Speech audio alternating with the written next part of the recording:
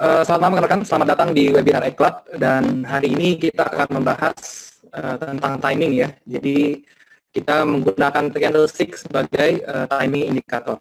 Oke, sebelumnya saya akan membahas sedikit tentang basic dari candlestick itu sendiri ya. Jadi saya akan mulai dari pengertian candlestick itu. Candlestick itu apa sih? Jadi candlestick itu adalah sebuah teknik untuk memetakan dan membaca pergerakan harga saham, komoditas, dan forex. Teknik ini termasuk dalam kelompok analisa teknikal ya. Jadi termasuk analisa teknikal dan merupakan teknik yang tertua yang diciptakan oleh orang dari Jepang bernama Munehisa Homa pada tahun 1724 sampai 1803 ya masa hidupnya. Jadi candlestick ini ditemukan di antara tahun 1724 sampai 1803 gitu ya. Dan candlestick ini dulu ditemukan sama si Munehisa Homa ini untuk trading beras ya. Jadi mereka menggunakan candlestick ini untuk memetakan harga beras gitu ya. Nah, candlestick ini juga merupakan cerminan dari tingkah laku trader atau tingkah laku pasar ya. Jadi ini yang namanya candlestick itu juga berhubungan dengan psikologi.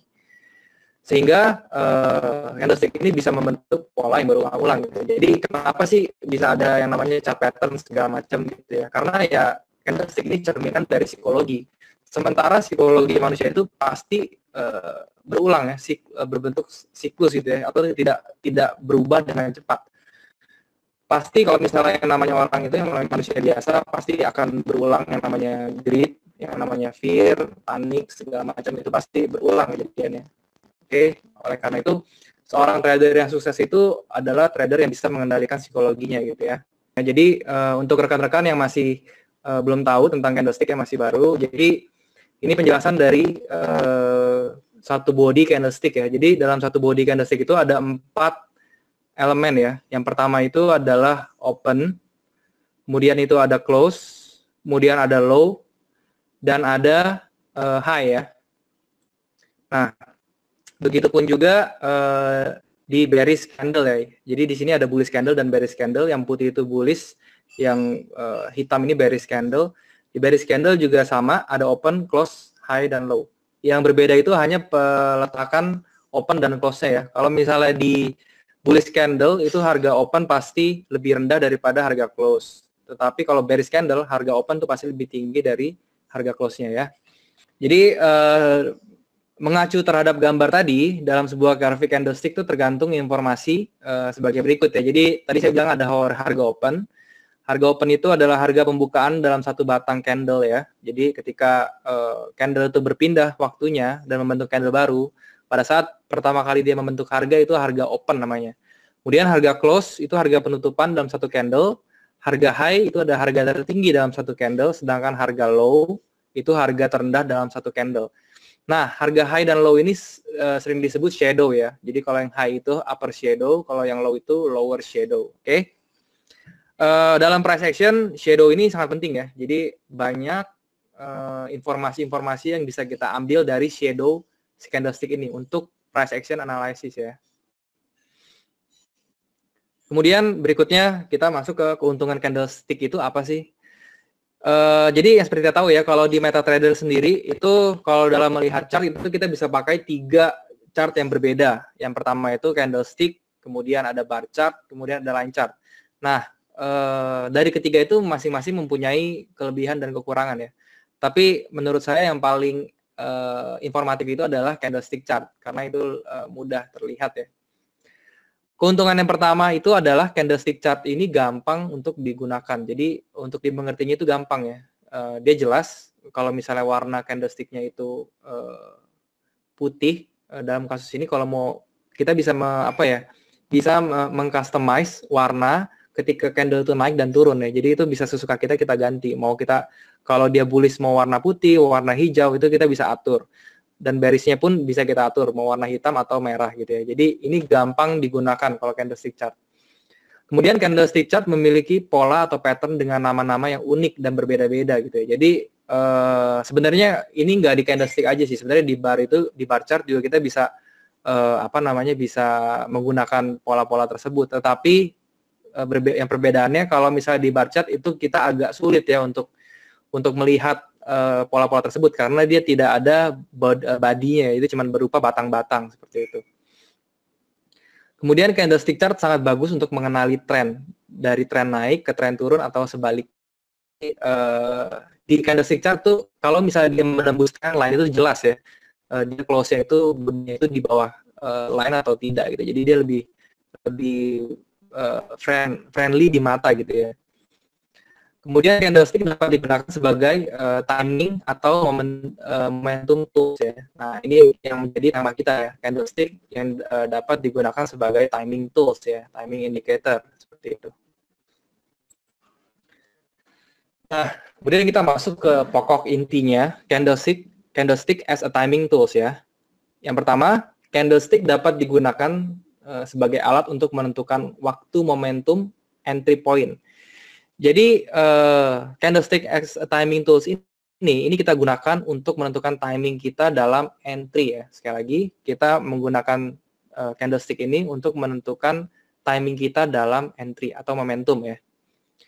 Yang kedua, candlestick harus diselaraskan dengan price action ya. Tentu ya, kalau misalnya kita hanya menggunakan candlestick saja gitu, misalnya menggunakan beberapa pola tertentu tanpa dilihat price action-nya, itu pasti akan mendapatkan hasil yang kurang baik ya. Jadi pasti banyak win rate kita tuh pasti rendah.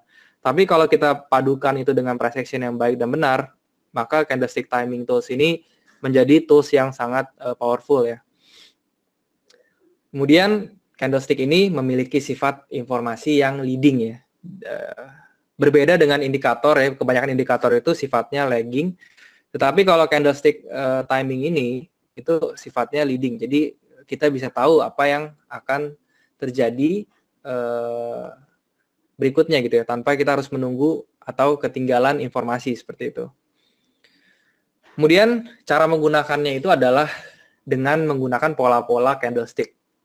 Nah, pola-pola candlestick yang saya gunakan untuk timing ini di sini itu tidak rumit, tidak ribet ya. Jadi kita hanya menggunakan pola-pola dengan menggunakan satu candlestick, satu batang candlestick, dan dua batang candlestick. Oke, jadi untuk timing tools ini, kita tidak menggunakan pola-pola yang ribet-ribet, yang banyak menggunakan banyak candlestick ya, seperti pennant, seperti rising wedge, segala macam, itu enggak. Kita menggunakannya hanya satu pola candlestick, satu pola candle, dan juga dua pola candlestick ya.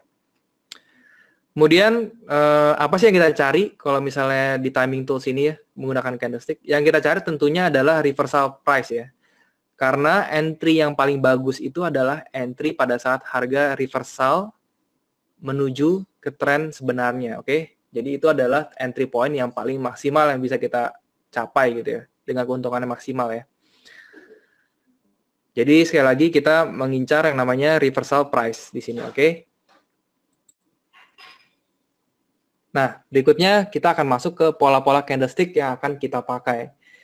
Jadi pola yang pertama itu adalah doji ya.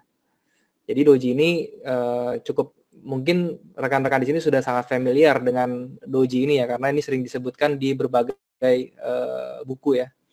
Jadi yang pertama itu adalah doji, yang kedua itu adalah hammer dan inverted hammer, atau biasa kita sering sebutnya pin bar kalau nggak mau ribet ya. Jadi hammer dan inverted hammer ini sering kita sebut dengan pin bar, oke? Kemudian yang berikutnya itu adalah engulfing pattern. Nah, ini engulfing pattern ini sudah masuk ke dua pola candlestick, oke? Jadi engulfing pattern ini membutuhkan dua candlestick untuk melihat pola tersebut ya. Dan yang kemudian yang terakhir itu, yang keempat adalah harami ya. Jadi harami ini merupakan pola candlestick yang membutuhkan dua candlestick juga ya. Jadi harami ini atau sering kita sebut dengan inside bar, itu juga sama ya. Oke, kita masuk ke yang pertama ya, doji. Jadi doji ini merupakan pola candlestick yang netral ya. Dibutuhkan konfirmasi candlestick berikutnya agar kita bisa memperkirakan arah harga pasar selanjutnya. Nah, bentuknya doji itu sangat menarik ya. Jadi dia itu bentuknya seperti spinning tops ya. Jadi bentuknya itu dia mempunyai leg atau shadow yang panjang, tetapi memiliki badan yang kecil ya, yang tipis. Dia bentuknya nggak selalu harus segaris gini ya. Dia mungkin ada badannya sedikit, tapi yang pasti dia badannya harus tipis, harus kecil ya. Nah, doji di doji pun sendiri ya, itu punya beberapa berapa jenis ya. Yang pertama long leg doji seperti ini, seperti cross ya bentuknya. Kemudian ada dragonfly doji, bentuknya seperti T. Dan gravestone doji ini bentuknya seperti T terbalik ya. Dan juga four price doji yang bentuknya seperti garis lurus saja gitu ya. Nah, kalau misalnya di market yang likuiditasnya tinggi, yang liquid ya, itu four price doji seperti ini tuh jarang terlihat ya. Jadi four price doji ini sering terlihat kalau misalnya harganya nggak gerak, mati ya. Ini kebanyakan bisa kita lihat di saham-saham yang tidur ya, gitu ya. Jadi sering terlihatnya di saham-saham yang tidur. Tapi kalau di forex itu saya sangat jarang melihat four price doji ini ya, karena forex itu likuiditasnya tinggi seperti itu. Oke. Yang berikutnya adalah hammer dan inverted hammer. Oke. Hammer dan inverted hammer ini merupakan pola single candlestick yang bentuknya menyerupai pin ya, sehingga sering disebut dengan pin bar. Jadi bentuknya seperti pin ya. Dan pola ini mengindikasikan akan adanya perubahan arah yang akan dikonfirmasi dengan candle berikutnya. Jadi sekali lagi, hammer dan inverted hammer ini indikasinya tetap reversal ya, tetap pembalikan arah harga seperti itu. Nah, kemudian berikutnya adalah engulfing pattern. Untuk engulfing pattern itu sendiri, itu ada dua jenis, yaitu adalah bullish engulfing dan bearish engulfing ya.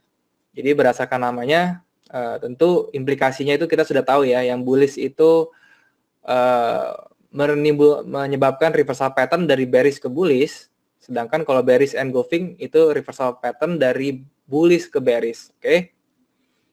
Untuk bullish engulfing sendiri, syaratnya itu adalah panjang bullish candlestick harus lebih besar dari panjang bearish candlestick sebelumnya ya.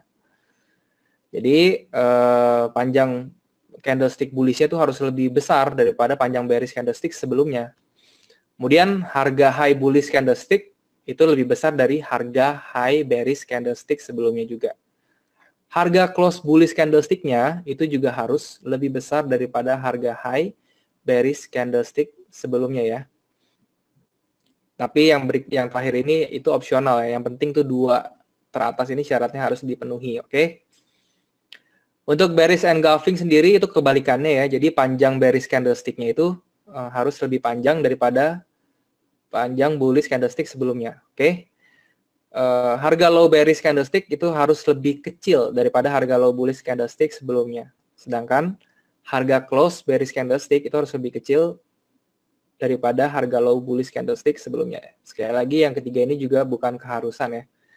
Jadi harus diperhatikan tuh dua syarat pertama, oke? Untuk lebih jelasnya kita langsung ke lihat gambarnya ya. Nah, seperti ini. Jadi kalau bullish engulfing ini intinya sih untuk gampang diingat itu bodinya itu ya, body candle bearish sebelumnya itu harus ditutupi dengan candle bullish sesudahnya, setelahnya gitu ya. Jadi kalau misalnya dia dilihat di gambar ini, dia turun marketnya pada saat dia turun dan berbalik arah, dia membentuk candle bullish, itu candle bullish-nya itu badannya harus menutupi badan dari candle bearish sebelumnya. High-nya juga harus high-nya lebih tinggi, oke? High-nya harus lebih tinggi dan harga close-nya itu dia itu bisa, kalau misalnya dia close-nya lebih tinggi dari high sebelumnya itu menandakan indikasi yang lebih bagus ya, jadi konfirmasi lebih kuat. Tapi seandainya kalau close-nya itu lebih rendah dari high sebelumnya, itu nggak apa-apa, nggak masalah ya. Untuk bearish engulfing sendiri sama ya, prinsipnya cuma kebalikannya aja. Jadi candle bullish sebelumnya itu harus ditutupi full ya dengan candle bearish setelahnya ya. Jadi seperti contohnya di sini, ini body dari candle bearish-nya itu nutupin semuanya. Nanti kalau misalnya ada yang bingung, Pak, kalau misalnya cuman high sama low-nya aja yang nutupin, tapi bodinya itu nggak nutupin semua gimana? Itu nggak valid ya. Jadi yang valid itu harus bodinya itu nutupin body semuanya sebelumnya gitu ya. Candle sebelumnya, oke? Sekali lagi, jadi body bearish-nya itu harus nutupin body bullish sebelumnya. Itu yang valid, oke? Itu untuk engulfing ya. Nah, untuk harami pattern ya, jadi harami pattern atau yang sering kita sebut dengan inside bar, itu merupakan pola candlestick yang mirip-mirip dengan engulfing, hanya candle keduanya itu lebih kecil dari candle pertama. Jadi peletakannya itu terbalik ya. Kalau misalnya apa namanya? Tadi engulfing itu body bearish-nya itu harus ditutupi semua ya sama candle bullish-nya. Tapi kalau yang bullish harami ini itu dia candle bearish-nya itu justru menutupi candle bullish setelahnya ya. Jadi harus ditutupi semua. Jadi namanya juga inside bar ya. Kalau engulfing tadi itu sering disebut outside bar, oke? Jadi patokannya itu kalau inside ya berarti candle berikutnya itu harus berada di dalam candle sebelumnya ya. Seperti itu ya gampangnya. Dan bearish harami pun sama ya. Jadi body dari candle bullish sebelumnya itu harus menutupi body dari bearish candle setelahnya ya. Jadi body bearish candle setelahnya itu harus lebih kecil ya bentuknya daripada body bullish sebelumnya. Oke. Ada pertanyaan dari Pak Abdi, shadow-nya bagaimana? Nah, seperti yang tadi Pak, shadow-nya itu sebenarnya tidak terlalu bermasalah Pak ya, terutama di engulfing. Yang bisa kita lihat tuh di engulfing Pak. Kalau di sebentar, kalau di engulfing ini shadow-nya harus lebih tinggi dari shadow sebelumnya ya Pak ya. Kalau di engulfing nih, kalau di engulfing sekali lagi itu shadow-nya bullish-nya itu harus lebih tinggi daripada shadow sebelumnya, candle sebelumnya. Tapi kalau di harami itu nggak penting Pak. Kalau di harami itu shadow-nya itu kalau misalnya dia lebih pendek ya daripada shadow sebelumnya itu lebih bagus. Tapi kalau misalnya dia agak-agak sama atau lebih dikit itu nggak masalah gitu ya. Dari Pak Edward ada pertanyaan, bearish harami ini apakah juga disebut mother candle? Oh bukan Pak. Mother candle itu adalah candle yang lebih besar, itu disebut mother candle. Jadi kalau misalnya di bearish harami nih, mother candle-nya yang mana? Mother candle-nya itu ya ini, yang si bearish-nya ini. Si bearish candle-nya ini, oke. Anaknya itu yang mana? Anaknya yang kecil. Sedangkan kalau di engulfing, itu mother candle-nya itu adalah yang si besar ini ya, si bullish candle-nya ini ya. Sedangkan anaknya itu adalah si bearish, seperti itu ya. Harami itu untuk penerusan tren atau pembalikan tren dari Pak Gilang. Pak Gilang, untuk harami ini juga sama fungsinya itu untuk pembalikan arah tren ya Pak ya. Jadi baik itu engulfing dan harami itu gunanya untuk reversal atau pembalikan arah tren. Oke. Untuk Pak Edward, mother candle itu, jadi intinya mother candle itu apa? Jadi yang seperti saya jelaskan Pak ya, mother candle itu adalah pada saat ada dua seperti ini Pak, dua pola candlestick seperti ini, itu Bapak lihat itu candle yang menjadi protektornya ya atau pelindungnya. Jadi dalam kasus ini dalam harami mother candle-nya ini kan pasti jadi si bearish-nya kan. Jadi mother candle itu adalah candle yang menutupi candle setelah atau sebelumnya ya. Dalam harami ini itu candle yang menutupi itu adalah si candle bearish-nya. Jadi bearish-nya ini, bearish candle-nya ini adalah mother candle-nya Pak.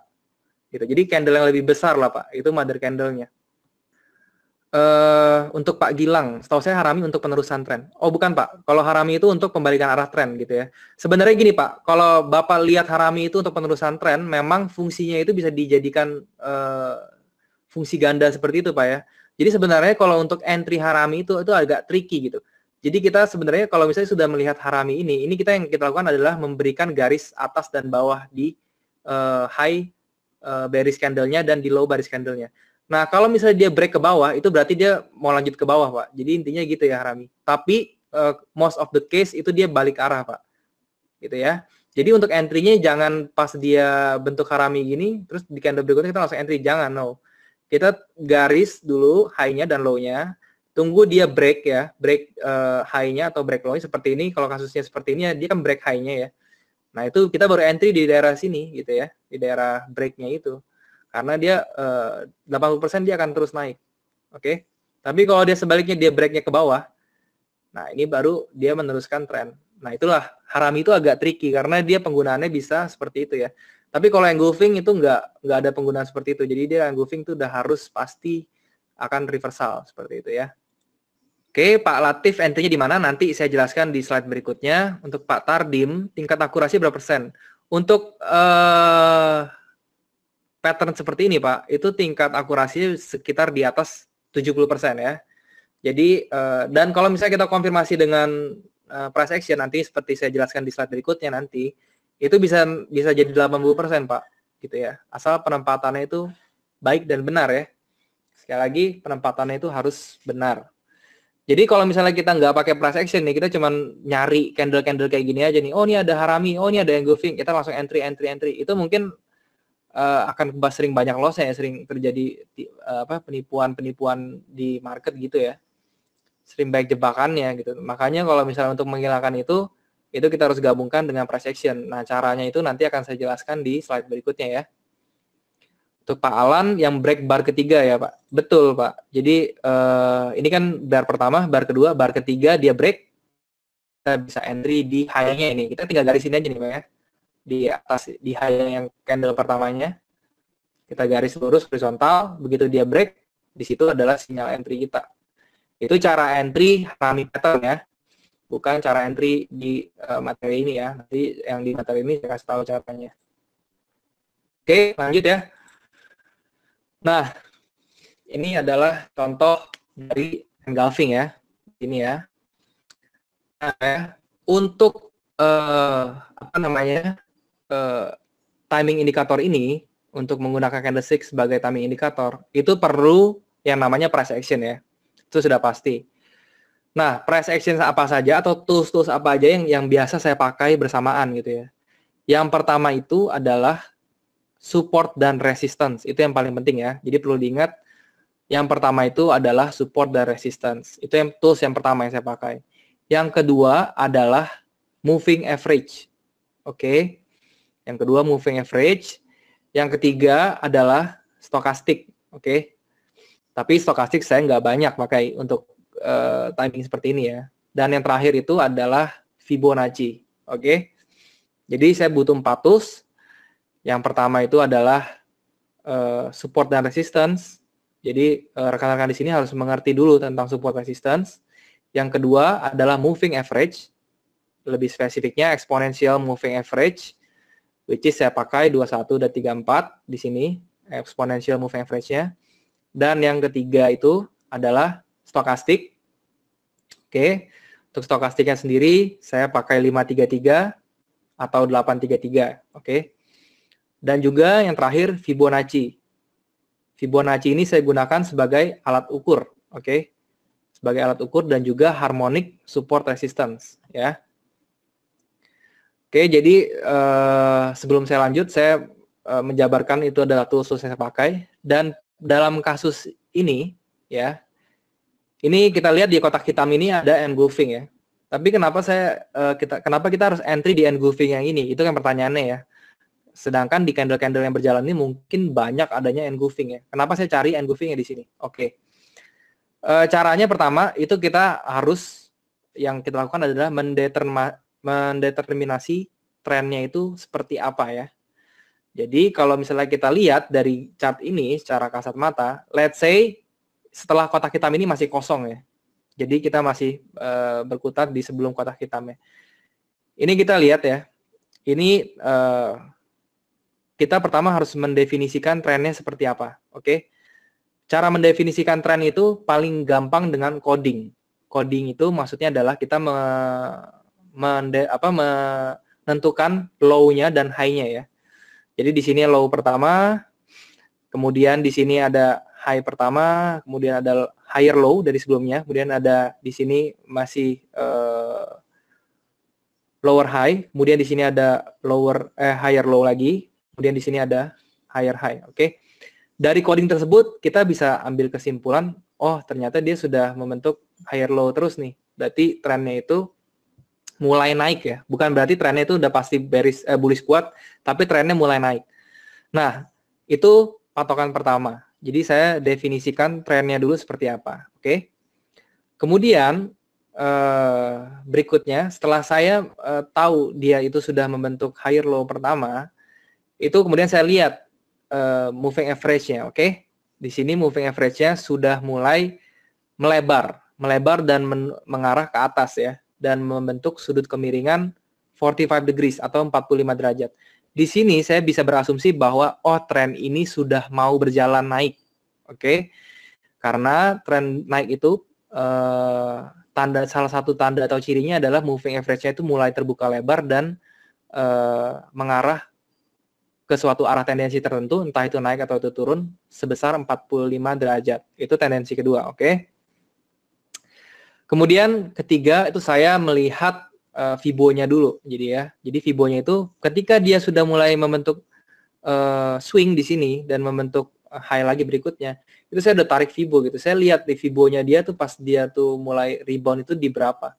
Kalau dia lebih kecil dari 50, Fibo 50 ya, itu berarti tendensinya bullish-nya itu akan berjalan lumayan kencang atau bisa dibilang kencang ya. Karena syarat dari tren yang berjalan kencang atau tren berjalan kuat itu Fibo-nya itu retracement-nya dia itu nggak boleh lebih dari 61,8. Kalau dia semakin kecil retrace-nya, let's say 38,2, itu akan berjalan semakin kencang ya, atau semakin confirm bahwa dia tuh bullish gitu. Jadi dari ketiga hal itu saya sudah bisa dapat bayangan, oh ternyata ini marketnya mau naik gitu. Sekarang yang saya lakukan adalah saya mau cari entry yang tepat di mana gitu ya. Nah, kenapa saya pilihnya entry yang di sini ya? Karena di sini sudah mendekati area support ya. Jadi sekali lagi tadi ada support resisten, di sini mendekati area support ya. Which is area supportnya yang saya lingkari ini merah ya. Dan ketika dia mendekati area support, dia terdapat dia masuk atau muncul yang namanya engulfing. Nah, engulfing di sini, ini saya nggak langsung masuk ya. Jadi saya nggak langsung masuk di sini. Jadi saya masuknya itu ketika dia itu break candle high candle engulfingnya yang bullish-nya ya. Jadi saya entry kira-kira di garis hijau ini ya. Kenapa saya juga entry di garis hijau? Karena dia berada di atas moving average juga ya, moving average yang biru ini yang 34. Ya dia harga sudah masuk ke area atas karena itu penting ya. Jadi ketika dia impulsif satu bar candle seperti ini, itu saya sudah tenang gitu ya, karena satu candle impulsif ini merupakan satu candle yang memiliki informasi yang membuat kita secure ya, bahwa ternyata memang market ini mau naik ya. Walaupun dia turun ya, dia retrace, dia nggak akan melebihi low-nya si candle yang impulsif seperti ini ya. Oke. Jadi di situ dan lebih lagi dia ditandai lagi dengan impulsif candle yang berikutnya gitu yang ada di sini ya. Lihat deh. Kalau misalnya impulsif candle seperti ini ya, dia mau turun pun dia nggak akan lebih dari low-nya ya. Itu kunci yang kedua ya. Jadi kita harus pintar-pintar baca informasi yang ada di candlestick gitu ya. Jadi kalau misalnya kita gimana sih kalau misalnya mau trading itu nggak bingung, nggak takut ya. Ya caranya seperti itu, kita harus tahu nih candle ini gunanya seperti apa. Jadi kalau misalnya kayak sekarang nih, candle dia impulsif seperti ini. Walaupun dia turun, saya tahu nih, dia kalau misalnya dia nggak bisa lebihin candle ini, berarti dia masih mau naik kencang gitu ya. Jadi seperti itu. Oke, jadi itu contoh untuk entry di engulfing yang trennya naik ya. Jadi kalau misalnya trennya naik seperti ini, itu cara pakai engulfing seperti itu. Nah, kalau misalnya dia munculnya itu di area-area sideways itu bagaimana? Ya berarti itu kita memanfaatkan yang namanya tadi stokastik dan juga support resistance. Nanti saya akan cari dan saya akan bahas di chart realnya ya untuk yang di sideways ya. Untuk Pak Tardim pakai EMA. Iya betul Pak, saya pakai EMA Pak ini Pak. Jadi untuk yang garis kuning dan biru ini saya pakai EMA 34 dan 21 ya. Oke. 21 dan 34 ya, sekali lagi 21 dan 34. Oke. Saya lanjut. Nah, berikut ini adalah contoh untuk entry doji ya. Nah, kalau doji itu sebenarnya cukup simpel ya. Jadi di sini ya, tadi saya bilang saya di sini pakai support resistance kan. Nah, pada saat dia candle bearish ya, dia mencoba naik, kemudian dia tidak bisa dan kemudian dia tidak bisa. Nah, kemudian pas dia masuk ke area sini, masuk ke area supportnya, dia itu muncul doji ya, muncul doji kecil seperti ini. Nah ini untuk entry seperti ini memang stylenya atau sifatnya itu agresif ya. Jadi kalau misalnya kita entry berdasarkan doji itu kita sudah termasuk trader yang agresif gitu ya. Jadi doji ini kalau misalnya kita pakai single ya, ini kita menggunakan single doji ya. Tapi sebenarnya kalau misalnya dilihat dari 3 candlestick pattern ya, atau 3 candlestick pattern ini juga 3 candlestick pattern seperti ini bearish, full body Morobozu dengan doji dan juga satu candle impulsif ini juga merupakan pattern ya. Itu nanti akan saya jelaskan di next meeting mungkin ya, next webinar. Tapi sementara ini saya jelaskan hanya dojinya saja ya. Jadi kenapa saya pakai berani entry di sini, karena dia sudah masuk ke area supportnya ya. Di sini kesannya area supportnya memang kayak lemah, tapi kalau misalnya kita track ke belakang, ini saya sudah track ke belakang, itu ada memang daerah ini tuh area support yang kuat ya. Jadi pada saat dia masuk ke sini, itu saya berani untuk entry. Dan ditambah dengan pattern double bottom ya di sini. Ini kan jadi pattern double bottom ya. Jadi itu menambah konfirmasi saya gitu ya. Dan saya entry-nya seperti biasa, kalau misalnya seperti ini, saya entry-nya di atas high-nya. Ketika dia sudah break high, saya entry. Stop loss-nya simple, di bawah gitu ya. Seandainya kata ini gagal gimana Pak? Ya sudah gitu. Kalau misalnya ini gagal, loh kita kan sudah batasi risk kita kan sangat kecil ya. Ini kalau misalnya kita entry di sini itu ke bawah ini tuh cuman kecil ya, paling nggak nyampe 20 pips gitu. Tetapi reward kita tuh besar gitu ya. Memang kesannya ini bingung ya, kok stop loss-nya pendek ya. Kalau misalnya kena gimana Pak? Ya sudah, kalau misalnya kena itu kita nothing tulus, karena probabilitas untuk seperti ini tuh besar gitu ya. Jadi di atas 60%, di atas 70% malah. Kalau misalnya kita sekali pakai teknik seperti ini, kita kena cut loss, dari 10 kali itu masa kita kenanya 7 kali, kan nggak mungkin gitu ya. Tapi rewardnya tuh besar gitu. Jadi itu sangat worth it. Jadi kita mikirnya nggak boleh takut kena cut loss ya. Tapi kita harus lebih mikir ke risk reward kita bagaimana gitu ya. Oke, jadi itu untuk menggunakan contoh pakai doji seperti itu ya entry-nya ya. Kemudian untuk pin bar ya. Jadi untuk pin bar itu juga sama ya. Saya pertama garis daerah support dan resistannya. Jadi di sini dia menjadi resisten yang pertama ya, di yang saya kotakin merah ini. Kemudian dia pas di sini dia pas harga dekat sini dia mulai bergelombang lagi di sini ya, mengumpul harganya di daerah sini, kemudian dia berhasil break ya, dan dia otomatis menjadi support ya daerah ini ya. Dan begitu dia menjadi support ya, di sini muncul spinning top ya. Tapi spinning top di sini bukan entry kita yang terbaik untuk timing ya, dari segi timing. Tapi yang terbaik itu adalah ketika dia itu mulai retrace lagi dan memasuki area supportnya dia ini, dan dia membentuk pin bar, kemudian membentuk engulfing, entah engulfing, pin bar, harami, doji. Nah, ketika dia membentuk salah satu dari candle itu, kebetulan di sini dia membentuk pin bar, bullish pin bar ya, itu kita bisa entry. Cara entry-nya sama dengan doji ya. Jadi kita garis high dan low-nya. Ketika dia break high-nya, kita bisa entry dengan stop loss di low-nya.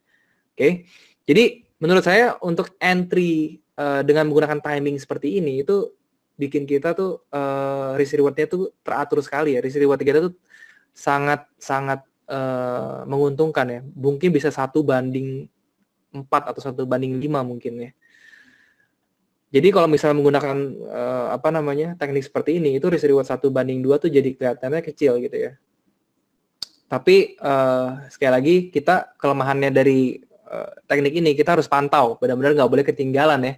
Karena kalau misalnya kita miss satu candle, itu momennya hilang, seperti itu ya.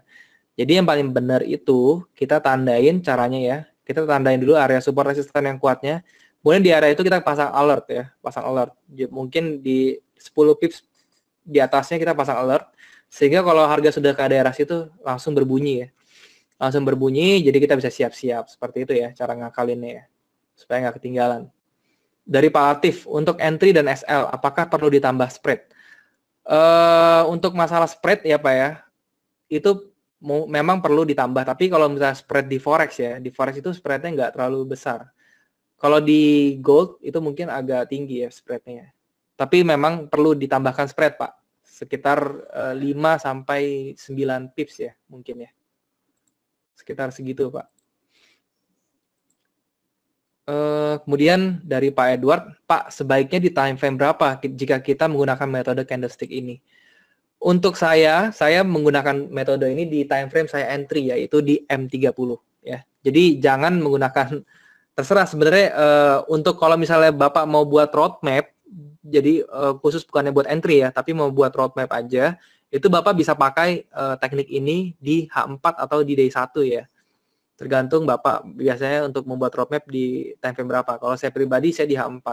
Tapi kalau karena kasus ini saya menggunakan ini sebagai entry, jadi saya pakainya itu di time frame saya entry. Jadi sekali lagi time frame entry kita tuh bisa berbeda. Kalau saya biasa di 30, mungkin Bapak biasanya nyamannya di 15 atau di H1 ya. Yaitu berarti Bapak dipakainya di time frame tersebut gitu ya. Yang penting pakainya di time frame kita entry seperti itu, Pak. Oke. Oke, sekarang untuk materinya sudah selesai. Sekarang saya mau kasih lihat apa namanya dari real chart-nya ya. Oke. Nah, untuk real chart-nya, ini saya ambil contoh di ya di gold ya. Coba kita cari di gold. Nah, ini di gold ini sebenarnya tadi itu sudah mau ada entry yang bagus, ternyata tidak jadi ya. Nah, sekali lagi ya, kalau misalnya menggunakan entry seperti tadi teknik tadi ya, menggunakan time indikator, lihat deh. Jadi kalau misalnya kayak tadi, ini kalau misalnya rekan-rekan tuh terburu-buru ya. Jadi kan di sini kan ada candle pin bar nih ya, pin bar bearish ya. Terus dia sudah bagus, dia sudah mendekati area resistennya, kemudian dia sudah secara Fibo juga sudah di 618 ya. Karena kenapa saya garis 618-nya, karena dia sudah bentuk lower low. Sekali lagi, dia bentuk lower low itu baru boleh ditarik 618-nya. Kalau misalnya dia belum bentuk lower low itu jangan sekali-sekali narik 618-nya ya. Nah, kalau misalnya dia sudah narik seperti ini ya, 618 sudah bagus, terus di sini muncul nih pin bar. Kalau misalnya kita nafsu dan buru-buru entry ya tanpa menunggu konfirmasi dia break, dia punya low-nya ya. Itu ya kejadian kayak gini nih. Bisa jadi di trik dulu ya ke atas gitu. Nah, di trik ke atas gini itu bisa dua ya outcome-nya. Jadi bisa bikin kita takut, kemudian kita taruh stop loss di atas sini kan, di atas sini ternyata kena tuh stop loss di atas ya. Jadi dia begitu narik cut loss ke atas, terus dia malah turun. Nah, itu yang bikin kita sering frustasi ya, sering kesel ya. Nah, lebih baik jadi kalau menggunakan timing itu adalah sabar sampai benar-benar entry-nya jadi ya. Jadi entry jadi itu maksudnya adalah kita harus tunggu dia break garis ungu ini ya. Jadi dia break garis ungu ini baru kita bisa entry seperti itu ya. Sedangkan kalau misalnya dia udah break garis entry kan enak. Itu stop loss kita tuh paling cuma 25 pips tuh. 200 ya sekitar 25 pips lah ya entry stop loss kita ya. Tapi reward kita tuh amazing. Reward kita tuh bisa sampai bawah sini lagi, bisa sampai 50 pips, 60 pips mungkin ya. Karena apa? Karena dia terus konstan masih bentuk lower low ya. Jadi kita perhatikan di sini dari price action-nya ya saya bahas. Dia di sini mulai higher low ya. Higher low, higher high, higher high. Nah, pada saat dia di sini dan di sini, dia sudah konstan membentuk lower low ya. Low di sini jadi higher low, kemudian dia masih higher low di sini. Di sini dia sudah mulai lower low, di sini lower low, dan di sini lower low. Sudah membentuk konstan lower low. Jadi kemungkinan besar di 61 ini atau di 618 ini dia harusnya berbalik ya. Dan kalau misalnya dia sampai break sini, kita entry, targetnya itu lumayan, oke, daripada stop loss-nya. Itu cara trading yang pintar ya. Sekali lagi, ini cara trading yang efektif dan efisien seperti itu ya. Ini contoh untuk menggunakan doji ya, contohnya ya tadi di sini kalau mau entry. Oke. Berikutnya saya coba cari yang di sideways ya.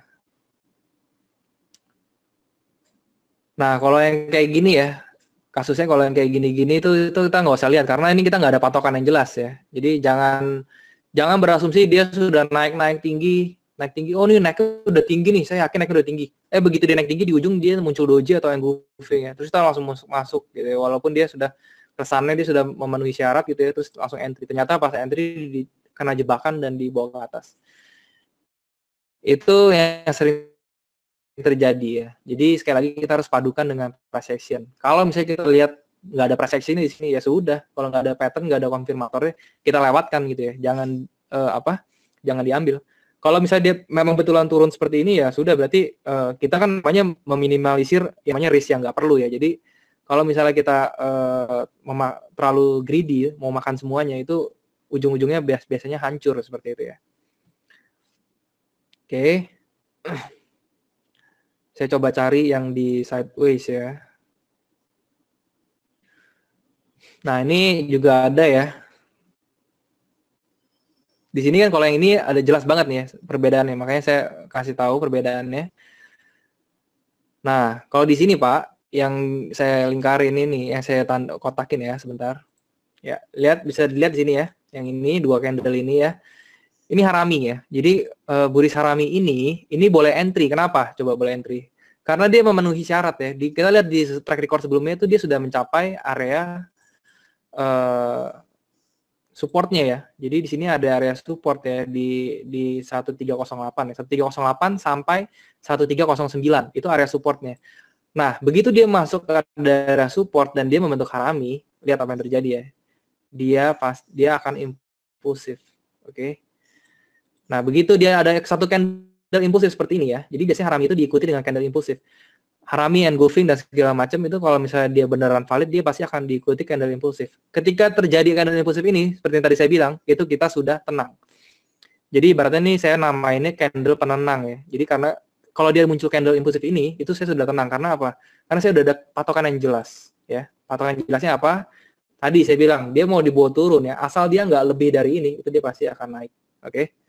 Jadi itu trading sekali lagi secara efektif dan efisien. Oke, jadi kalau di sini stop loss kita masuk entry di sini ya. Stop loss kita sekitar 30 something pips ya.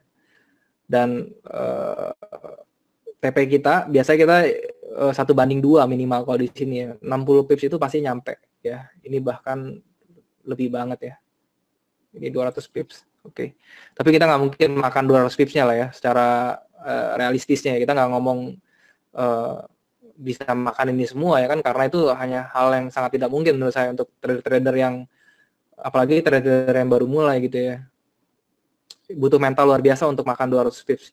Tapi saya berharap hanya simple 1:2 atau 1:3 aja deh untuk risk rewardnya. Jadi kalau misalnya di sini kita 35, saya berharap 70 pips itu nyampe ya. 70 pips sampai 100 pips, which is ini nyampe banget ya.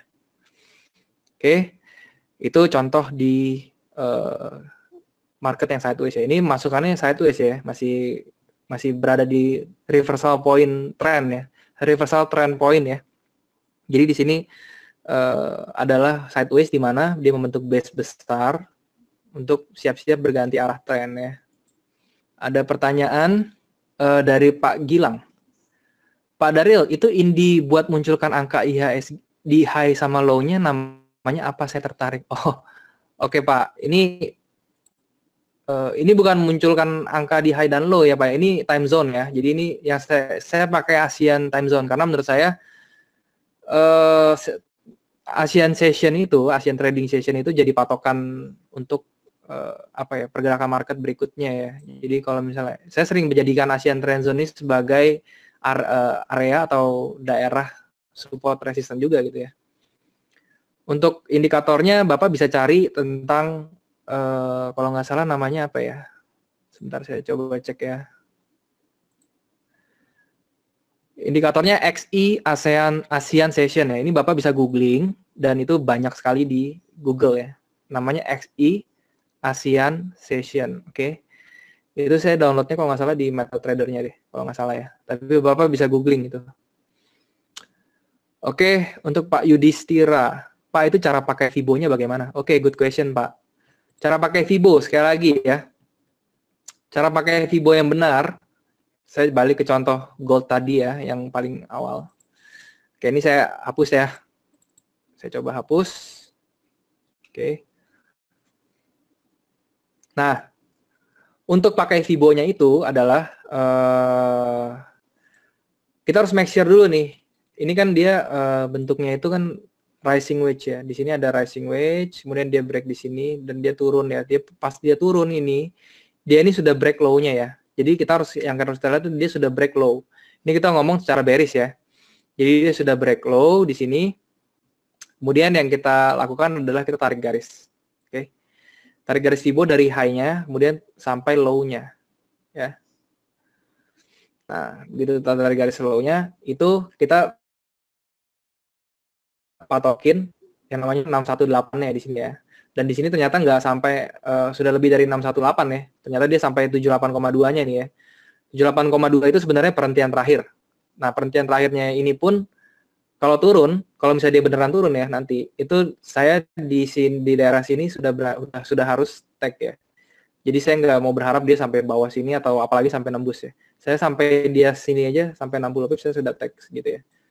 Karena itulah kalau di 78 dia paling maksimal tuh jalan ke 127,2. Itu begitu sampai 127,2 dia harus retrace gitu ya. Jadi itu cara pakai Fibo-nya seperti itu. Oke, suaranya hilang. Bahas Fibo-nya. Oke, Pak. Saya ulang ya, Pak ya, Fibo-nya. Jadi caranya kita make sure pas dia turun ini, pas dia bentuk swing di atas ini, dia turun, dia sudah break low-nya ya, Pak. Low sebelumnya, dia kan di sini sudah break ya. Nah, itu baru kita tarik nih garis Fibo-nya, Pak. Oke. Sampai sini. Baru kita lihat dia naiknya itu retrace-nya sampai mana. Harapan kita sih dia di 618 ini di garis merah, di area merah ini dia berhenti, tapi ternyata dia nggak berhenti kan. Dia nggak berhenti, tapi dia terus sampai ke 13, 14, 20 ini area 78,2-nya, Pak. Nah, 78,2-nya ini dia 78,6, sorry. 78,6-nya ini dia berhenti, dan dia bentuk, dia mulai konsolidasi lagi ya. Mulai ada fight lagi antara buyer dan seller. Nah, ini kalau misalnya dia turun, ya, sekali lagi kalau dia turun, itu saya nggak akan tunggu lagi sampai bawah. Karena apa? Karena dia sudah melebihi 618. Saya akan sampai sini saja nih, sampai ke 1307 aja saya udah jual, saya udah lepas ya, saya udah close. Karena memang itu rules-nya. Karena kalau dia udah sampai 78,2, dia itu paling maksimal ke 127,2 dia akan balik lagi retrace. Oke. Oke, ada pertanyaan dari Pak Yudhistira lagi. Itu maknanya 618 78,6 DSB itu apa ya? Oke, maknanya itu angka-angka itu adalah angka-angka Fibonacci, Pak. Jadi itu angka-angka golden ratio. Nah, untuk Pak Yudis, ya kalau misalnya pengen tahu tentang basic Fibonacci, ya Bapak boleh beli DVD Ultimate ya, atau Bapak beli DVD Fibonacci yang sebentar lagi akan launching ya. Bapak mungkin bisa langsung tanya admin, karena dari DVD itu aja Bapak sudah ada sekitar hampir seluruhnya ya tentang price action dan technical analysis ya. Jadi itu merupakan apa ya?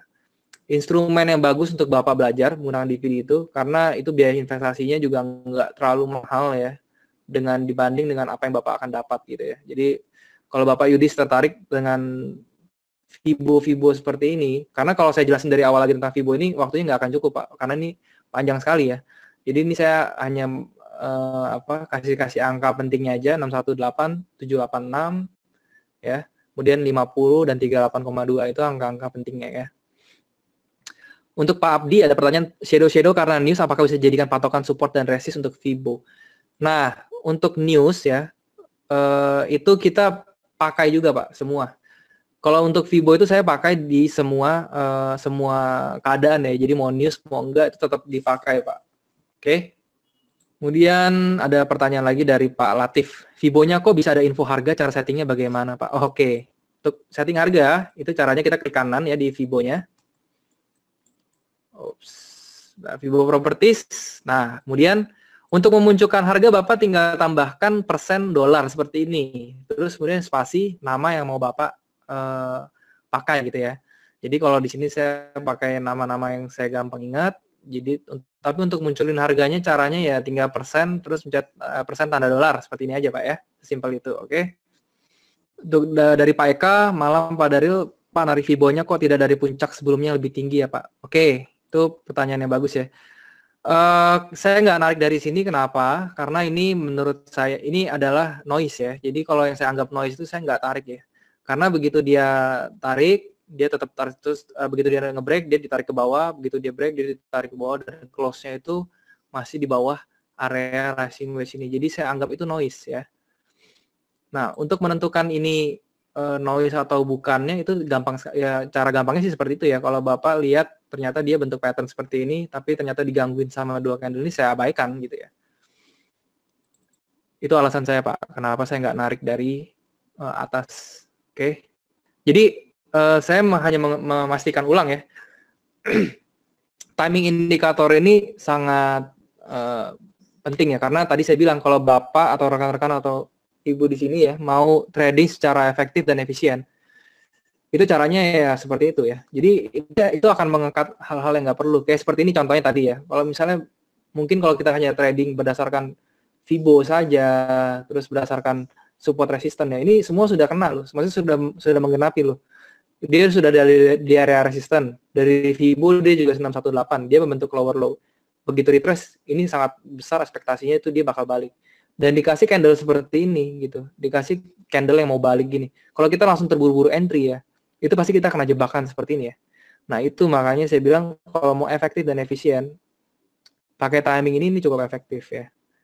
Nah, kalau misalnya Bapak mau tahu lebih dalam lagi tentang timing ya, tentang timing itu nanti Bapak boleh ikut kelas CAT ya, karena di CAT itu akan dibahas tentang timing itu sangat detail, bahkan menggunakan Astro ya, gitu. Kalau harga sampai critical point, apakah masih disebut bearish, Pak Daryl?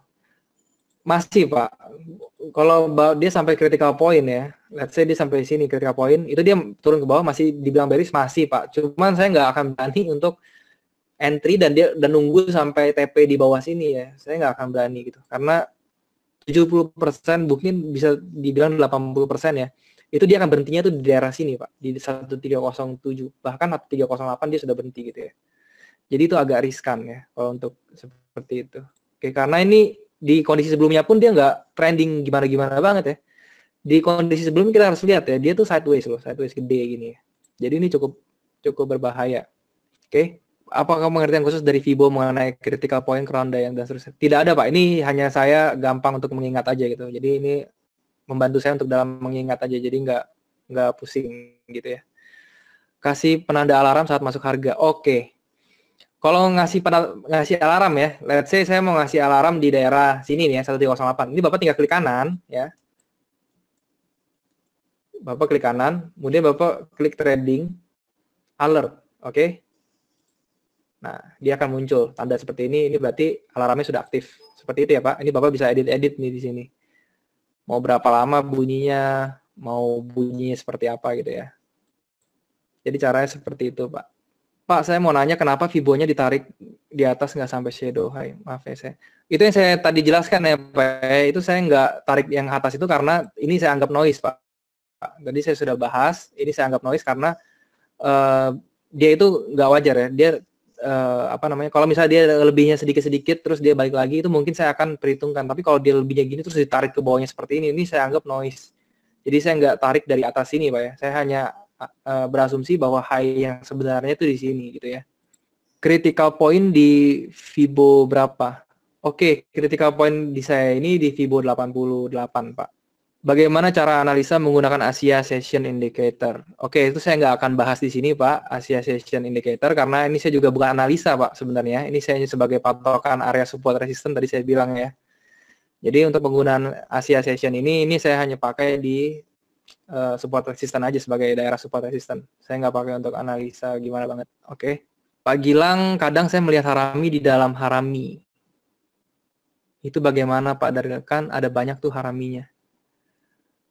Maksudnya gimana, Pak ya? Diharami dalam oke, saya ngerti.